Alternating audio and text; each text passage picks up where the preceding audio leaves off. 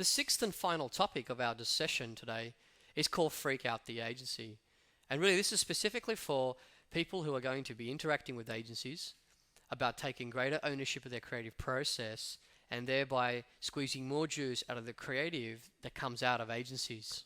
In all my days in working in advertising agencies and with clients, one of the greatest problems we've always faced is trying to get down a very simple, concrete, clear objective about what the project is about. Very rarely do clients spend enough time considering and thinking through the brief, in particular honing in on exactly what the objective is and the metric for measuring that objective. The more time that the client spends thinking about this, the more they can expect from the advertising agency. And if they're able to put a metric to it, they can also measure the performance of the campaign and the advertising agency so that over time things can improve. This type of activity freaks out the agency. By spending enough time coming up with a very concrete objective about exactly what it is you want to do, it helps the agency to focus.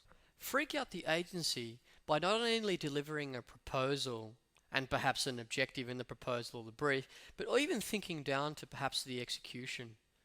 A lot of times, clients can really understand their customers better than advertising agencies, and in fact better than what can be transmitted in a brief.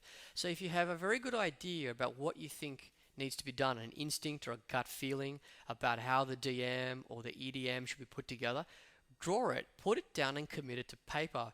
Go down to the advertising agency and say, this is the kind of thing I believe that we need to create, and this is the reasons why we think we need to do it.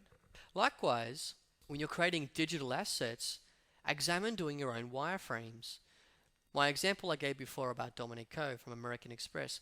Often, Dominic spends a lot of time developing his own wireframe, looking at what is it that users are looking for. How should I divide the page up in terms of user experience?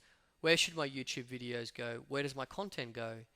The reason he thinks that he should contribute and develop the wireframe is because he knows the users better than the advertising agency. He understands the readership of his different cardholders and how they're going to behave online more than what could ever be transmitted in a brief and more than could ever come back from a creative agency. This is the part that he owns, and he contributes to improve the overall process and the creative given back by the advertising agency. Tweak until it hurts. I can't stress this enough. This is in fact the final component of topic 6, which examines looking at all the work we're doing that's coming from the advertising agency and internally purely from a customer point of view. This is really about taking off our corporate goggles, forgetting about marketing, not being wrapped up in our own idea. This is really now stepping right away from all of that, sitting in the customer's seat and looking at the creative which is coming in from a very detailed point of view.